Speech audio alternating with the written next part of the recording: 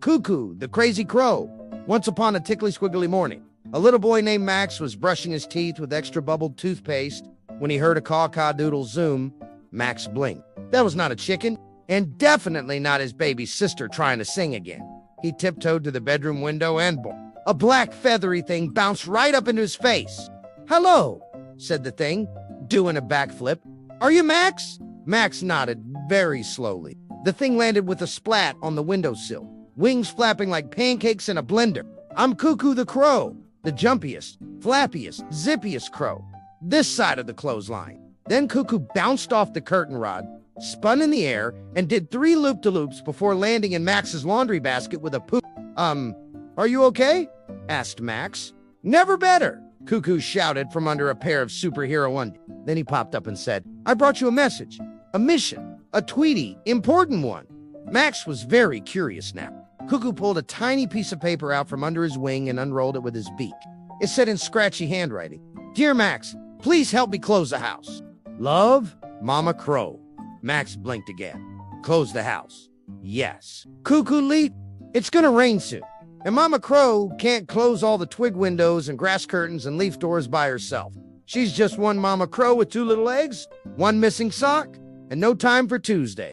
"But it's Wednesday," said Max. See, Cuckoo jumped again. "We're late already." Max grinned. This was the weirdest morning ever.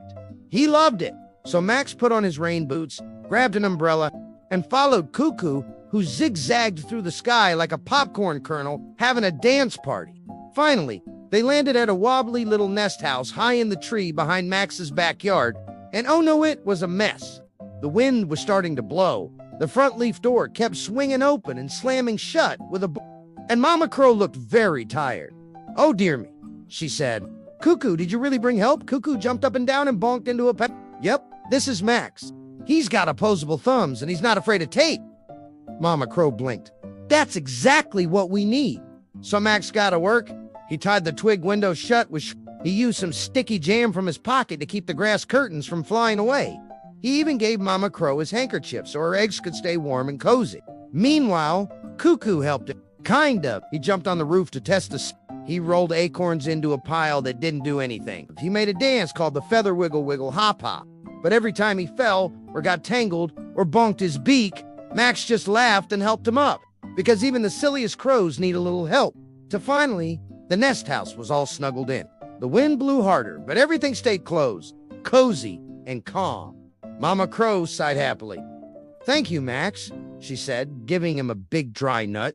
"You're a kind little boy with a very big heart." Cuckoo jumped and hugged Max, saying, "And he's my best friend forever now." Max smiled, crumbs on his cheeks. "Even though you're totally bonkers. Especially because I'm bonkers," Cuckoo declared proudly. Then he did one last flip, crashed into a leaf pile, and shouted, "Crazy crows forever." And from that day on, whenever Max saw a feathery shadow hop past his window, he knew that Cuckoo was off on another bouncing mission. And maybe, just maybe, he'd be needed again to help someone in a silly, helpful, loving way. Because the world's a little better when you jump into action, help a friend, and laugh a lot along the way. The end. If you enjoyed this story, please follow, share, and subscribe for more. Have a happy day.